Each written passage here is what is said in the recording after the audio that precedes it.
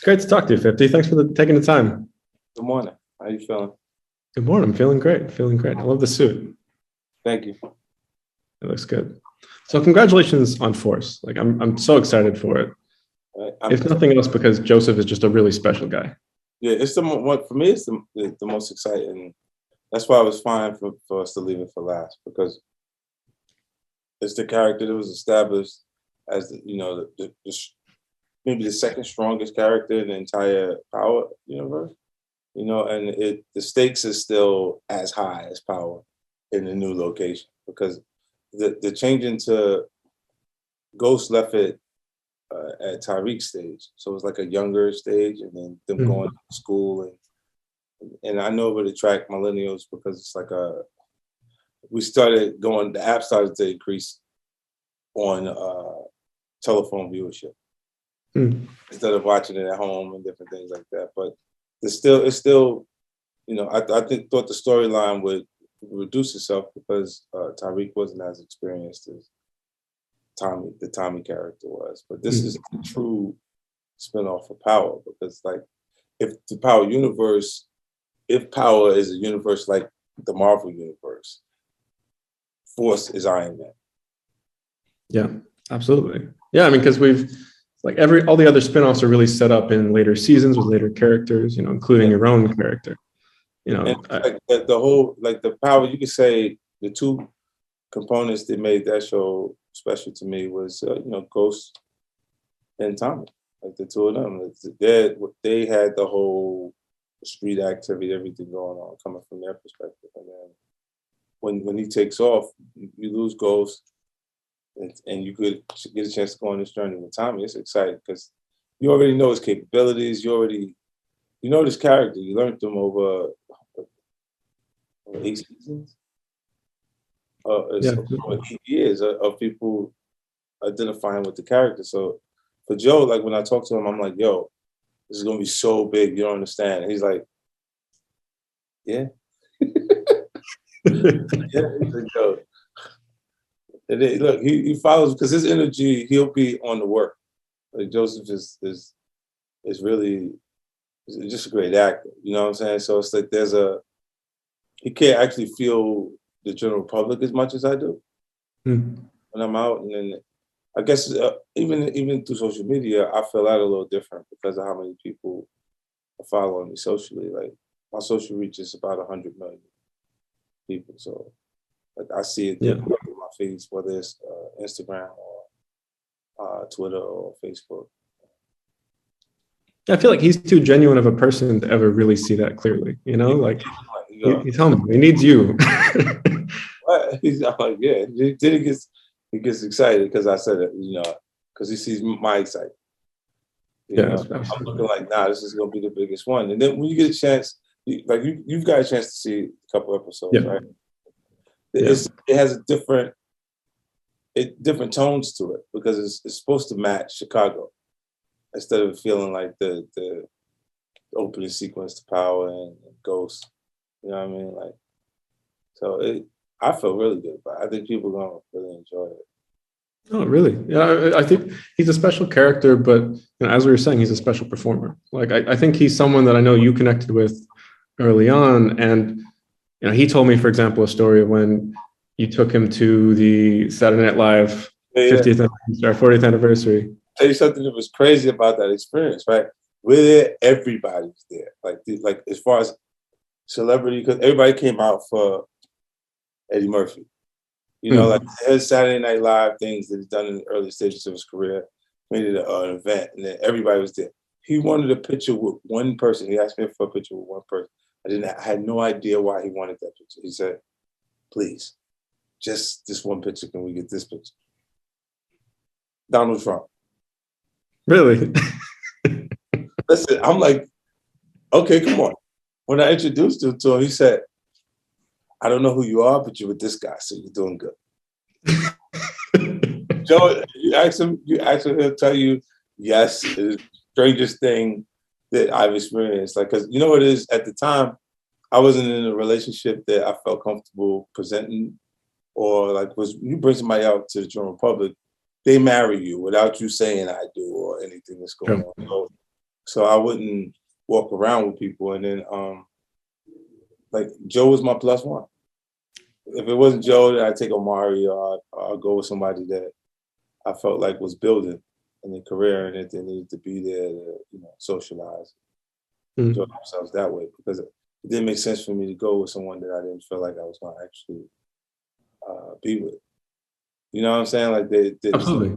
to it. I'd rather have the friendship than try to force a relationship into a place it's not.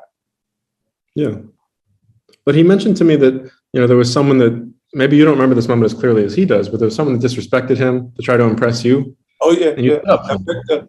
Director dude said, this was another night. We was out somewhere else, and Paris was there. Paris Hilton was there.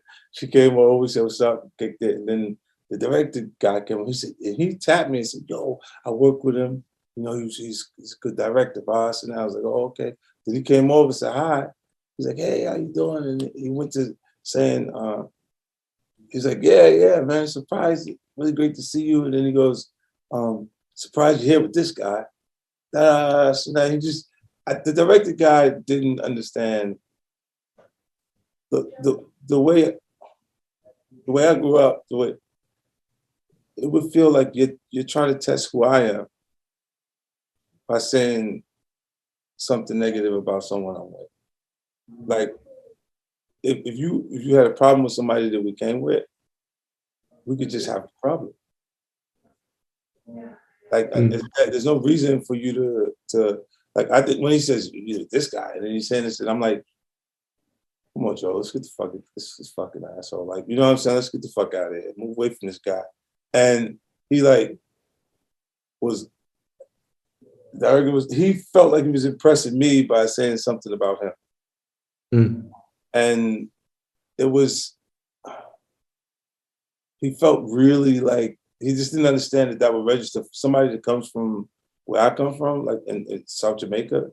Like we look at it like if you said something about someone that we came with, that you want to, you really trying to see if I'm like that, if I get busy. Because why are you telling me that? Like, that's my man. We cool. We right here. We together. Mm. So if we got a problem, it's gonna be our problem now. You see what I'm saying? So, and when I snapped into that, I was like, wow, why would you, man, get the fuck out of here. I told him to get the fuck out of here. And I told her, Joe, come on, let's go. And he was like, yo, I said, yo, you said he was a good director. He said, well, the project came out good. But the motherfucker, I couldn't believe he said that. Like, I was like, yeah, you said he's a good director. So when he comes over, I'm embracing him. And he's Yeah. telling me, you're fucking like, you're an idiot type shit. You know what I'm saying? And I'm like, yeah, fuck that guy. No, we don't need to work with him. It's a million other people to work with. No, it's true. It's true. But I mean, that's what creates a relationship. That's why you guys are able to unite and work so well together, because you stood by this guy. Yeah, look, You know? went out, like, because his career, Joe got an interesting career, man. And the range of stuff that he's done, like, they'll see him in things, and for following this experience, when they see him in other things, they're gonna be like, yeah, my man, my boy Tommy. There's an Mm. audience that is not gonna, no matter what they see him in, they're gonna describe him as, yeah, that's my boy Tommy from, from Absolutely. Absolutely. the impression that's been set with this character will stay with him his entire career. Yeah. And talking about you for a second, I mean, I think we've hit a point now where this is pretty much a guaranteed success at this point, Not guaranteed. Look, this is what I do. I always look at the projects like it's a very high probability that everybody goes into it and appreciates it. You ever seen a really good movie and some people leave and say, "Oh no, that shit wasn't good," and then you watch it and you enjoy it? Mm. I believe that they'll look at it, it'll go over extremely well. It could be the biggest. It could be the bigger spinoff out of all of them. You know what I'm saying? I think everything has to be executed properly for that to happen. For that to happen. You know what I mean? And okay, it could do good, come out and what everyone else would accept as a good performance for the show is not Mm. what I accept. I think if all of the ducks, we executed properly, everything that we're supposed to do marketing wise, this should be the biggest spinoff that they're saying. No, I think it. Yeah, it should do better than the others. It has it. It has that in it. You know what I'm saying? And with that takes everything going the right way and it being well executed. Now, if you say we'll do good, even if they just drop the ball, they fuck it up. Like you'll see it do good just because there's already an audience that's willing and waiting to see it. You know? No, absolutely. I mean, how do you feel that you've changed to get to the point where you have a great idea of what the audience wants, where you are at a point in your career where you can kind of look past music and know this is really your future? Like, how different are you than that guy? Because obviously you stay true to your roots, you stay true to your values. Yeah, but how do you feel you've changed? I've been storytelling since you met me. Since you've heard anything from me, I've been telling you the story from South Jamaica, my experiences, everything that's there in different ways, right? So this is a more complex way because it goes through different stages of creativity as 14 writers in the room versus just me being the writer. Like with music culture, simplicity be the key to these things being that the imperfections are perfect in it. So the way you articulate it, the way you do it, makes it feel good. And hip hop culture loves things that are damaged. So if you've been bumped around or you had a rough experience, it could be a high probability that adds to how you decide to say things or how you actually do things. And they like to watch that. So when you get into film and television, this process is a different process because the first idea is almost never the right idea. It always changes slightly, like through the process, because there's always notes from the executives that's giving the writer new turns or twists to add to the actual experience. And if you're doing a project and it's based on a true story, I look at production like it's finding the best possible story and making up some shit. Because sometimes you find stories where the facts are stranger than fiction, and it would just blow you away if you just saw it on screen. But you gotta allow the writer to have their creative discretion there, and for them to make those choices of where these things fall, or how they roll these things out, or what's actually important in the story to them, because they may have a take or a spin, or they have a vision for writing it a certain way, and if it doesn't line up the same way, you can always change the writer. Like for me as a producer, I make sure that it's delivered the right way. So I work with some really talented writers. Like I have a lot of talented writers. Like I know a lot of people that really get busy. So I was able to, for example, with BMF, I had Josh and Darnell. These are a writer team that came and they gave a take on it, and we worked on it for I think about 6 months before I seen them struggling with the notes. When the network delivered, I would call after to make sure everybody was in good spirits and ready to work on it. And I was like, yo, maybe we don't do this one. Maybe we do something else, because I seen how uncomfortable they were with the ideas that they had to explore.